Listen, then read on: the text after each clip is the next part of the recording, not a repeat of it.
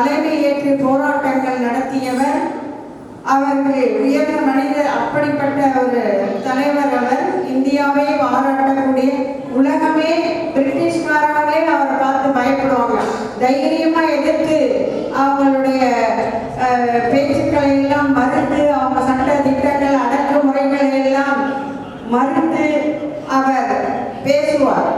அவருடைய பேச்சை கேட்டாலே அவங்களெல்லாம் பயப்படுவார்களாம். அப்படிப்பட்டவருக்கு இரும்பு மனிதர் என்று பெயர் பெற்றவர்.